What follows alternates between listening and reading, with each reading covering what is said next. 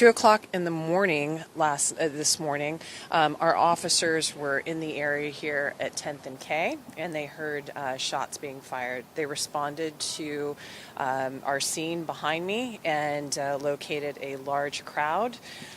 They found that multiple people, unfortunately, had been shot, and this is a really tragic situation. We now have confirmed that we had 6 people killed in the area of 10th and K. An additional 10 people were transported or self-transported to area hospitals. So we are asking for the public's help in helping us to identify the suspects in this and provide any information that you can to help us solve this. Peace fam, DB Bedford here, the EI guy. You know, my number one goal in life is to try to convince anybody that's listening to never let your emotions overpower your intelligence. You know, I sat on this Sacramento shooting since yesterday thinking about if I want to speak on it or not. When I woke up this morning, I just couldn't get over the fact that 6 people are dead and 10 people got injured because somebody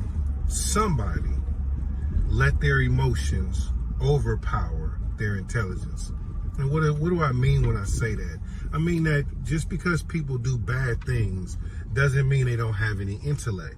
But in the midst of their emotional rage, all logic goes out the window, which is why we say when emotions are high, logic is low. And so what does emotional intelligence have to do with a gunman, right? Gunman or gunmen who decides for whatever reason to fire into a crowd of people and not be thoughtful of what the end result's going to be. Well, to me, people need to understand that you are responsible for how you act, no matter how you feel. And so let's put this in perspective. I got a couple of guns. You probably got a couple of guns. And people piss me off all the time. There are times where I feel disrespected. There are things that I still struggle to let go sometimes of people who have done or said things to me. And even though I might even feel like doing something to somebody, when you practice emotional intelligence, you understand how you feel, but you're responsible with what you do with that feeling. And I think that the sooner society realizes that this is a real thing, this is not something, no fairy tale, this is not some, foo-foo type of living. It is really important to be able to understand how you feel, which is your mood, your attitude, and your energy, and manage that feeling that you have. Extremely important. And I know, because I've been someone who fired a gun several times in my life, I understand every time I did that emotions were high and logic was low.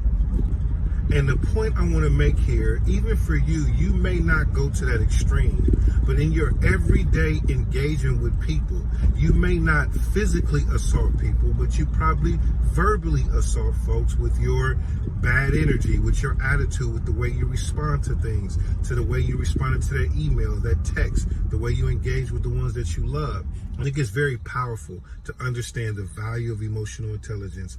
And I just think about, whoever they were, they killed 6 people, which means that's 6 funerals, 36 pallbearers, right? There's 6 families that have to go through this traumatic experience. There's the 10 people that got shot, so you multiply that. And then all of the people who were running for their lives. So one person or a small group of people decided that whatever happened, they were going to disregard everybody else and take this extreme action because they were in their feelings.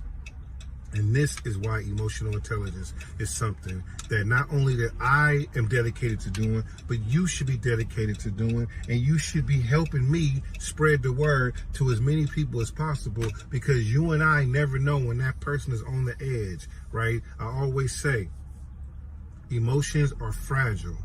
But emotions are not fragile like a flower, they fragile like a bomb. because at any given time, people will lose their shit.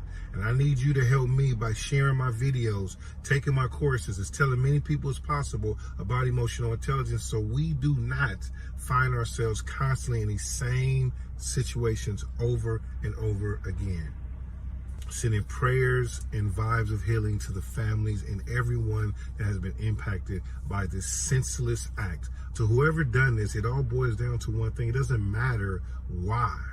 What it matters is you had a feeling about something and you were unable to manage the way that you responded to it. And now there are hundreds of people that are, maybe thousands of people whose lives have been changed forever. And we have to get more people in the groove of practicing emotional intelligence. We have to grow this community. We don't have time to keep playing. I need you to help me grow this community so that we can get people on board, because we don't know when the next time somebody gonna lose their shit and get out here and do something stupid. Peace, and I'm out.